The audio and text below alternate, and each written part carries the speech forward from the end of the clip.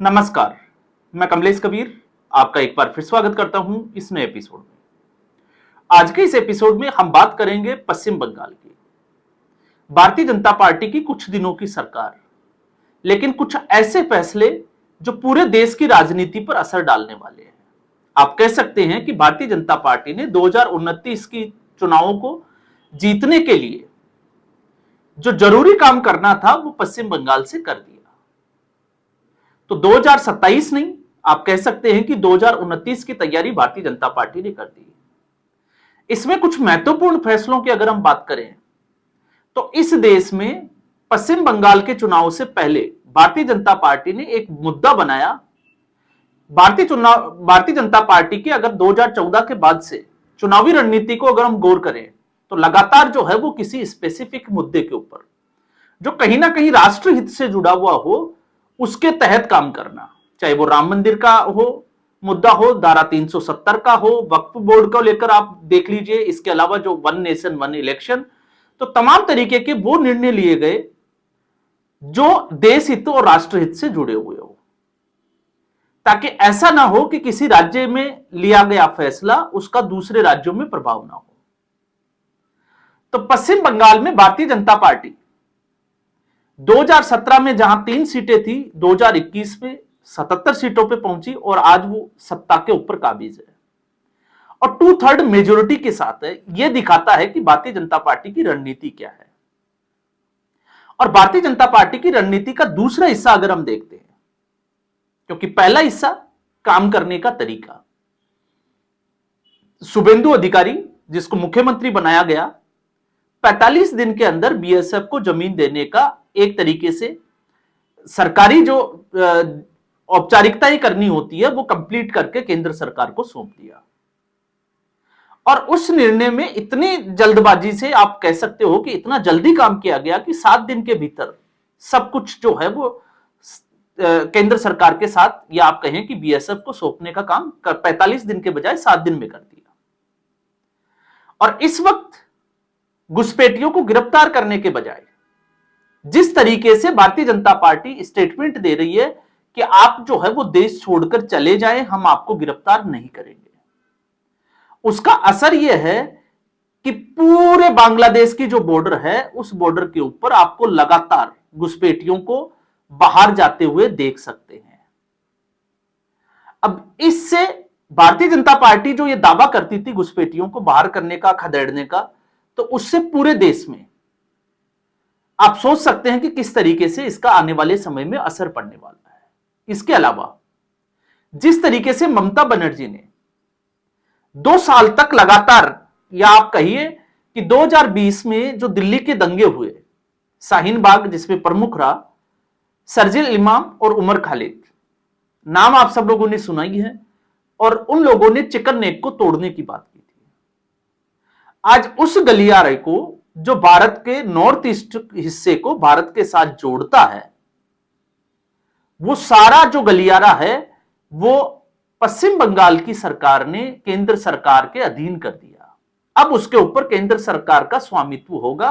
तो आने वाले समय में अगर सरकारें बदलती भी है तो इस पूरे गलियारे पे, इस जो 60 किलोमीटर के आसपास का जो कॉरिडोर है 22 किलोमीटर चौड़ा, उसके ऊपर केंद्र सरकार जो है वो किसी भी तरीके से फैसले ले सकती है, राज्य सरकार उसमें बाधा उत्पन्न नहीं कर सकती।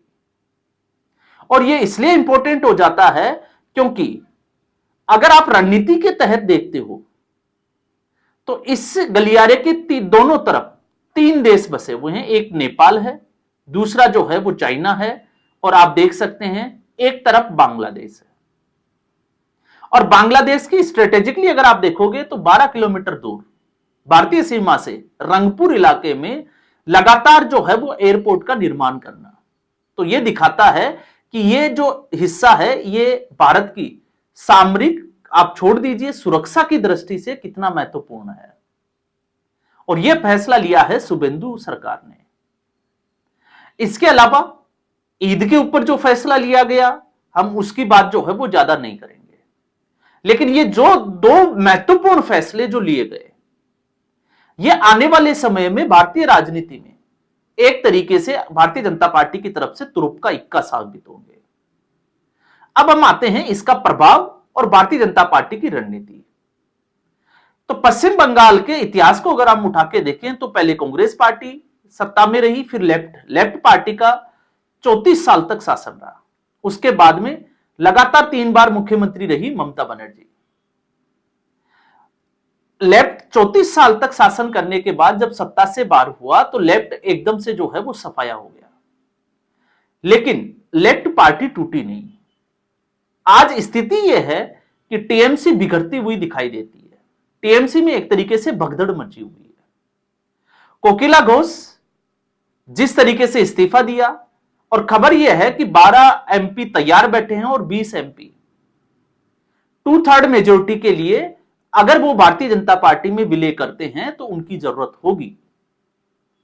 अब भारतीय जनता पार्टी को इससे क्या फायदा होगा? भारतीय जनता पार्टी जो 240 सीटें हैं लोकसभा की, वो बढ़कर अगर हम 20 सीटें और जोड़ देते हैं तो संख्या बढ़ जाती है 260। तो भारतीय जनता पार्टी और मजबूत होती है और सहयोगी दलों के साथ 2/3 बहुमत के आसपास पहुंच जाती है। अब आप इसका उल्टा असर अगर आप देखोगे तो इसमें आप देखिए, अगर भारतीय जनता पार्टी ऐसा नहीं करती है तो संविधान का 131वां संशोधन, लोकसभा में नारी शक्ति वंदन का जो प्रस्ताव था, सीटों को डिलिमिटेशन का जो परिसीमन का काम था, उसका प्रस्ताव गिर गया। तो उन सब कामों के लिए भारतीय जनता पार्टी को मेजोरिटी की जरूरत है। तो शायद इसमें 2 चीजें जो है वो बड़ी इंपॉर्टेंट हो सकती है, एक टीएमसी और दूसरा डीएमके। टीएमसी इसके 2/3 मेजोरिटी के साथ जो है वो सांसद टूटकर विलय कर सकते हैं भारतीय जनता पार्टी में, तो उनकी सदस्यता रद्द नहीं होगी, दोबारा से उपचुनाव की स्थिति पैदा नहीं होगी, क्योंकि दल बदल का कानून लागू नहीं होगा। दूसरा है डीएमके। मैंने पहले भी एक वीडियो में बात किया था कि भारतीय जनता पार्टी का अगली रणनीति का जो हिस्सा है वो है डीएमके। डीएमके इस वक्त नाराज है कांग्रेस पार्टी से। सीधे तौर पर लोकसभा स्पीकर को चिट्ठी लिखी गई कि उनकी सीटों का जो स्थान है उसको बदल दिया जाए, क्योंकि अब वो गठबंधन का हिस्सा नहीं है। तो ऐसी स्थिति में, और डीएमके कांग्रेस पार्टी का पुराना साथी है, सीटों की संख्या जो है वो 20 से ऊपर है, तो भारतीय जनता पार्टी चाहेगी कि वो गठबंधन का हिस्सा ना होकर,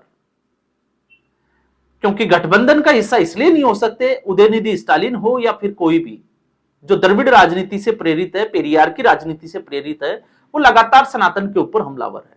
लेकिन डीएमके इससे भारतीय जनता पार्टी को बाहर रहकर समर्थन कर सकती है। कुछ ऐसे मुद्दों पर जिसमें डीएमके की जरूरत हो तो वो समर्थन कर सकती है। इसकी बातचीत भारतीय जनता पार्टी डीएमके के साथ पहले से ही कर रही है। तो अब हम आते हैं ममता बनर्जी। तो ममता बनर्जी का जो सिंडिकेट था अब वो एक तरीके से भरभराकर गिरता हुआ दिखाई देता है लगातार, क्योंकि भारतीय जनता पार्टी की रणनीति, अगर आप महाराष्ट्र की राजनीति से देखोगे तो महाराष्ट्र में जिस तरीके से महाविकास आघाड़ी में, या आप कहिए कि उद्धव ठाकरे ने भारतीय जनता पार्टी को झटका दिया, उसके बाद भारतीय जनता पार्टी ने क्या रणनीति अपनाई? एक तरफ एकनाथ शिंदे तो दूसरी तरफ अजित पवार। पार्टी के 2 मुख्य किरदार, 2 मुख्य नेताओं को भारतीय जनता पार्टी अपने साथ लाने में कामयाब हुई, लेकिन उनको भारतीय जनता पार्टी में विलय नहीं कराया।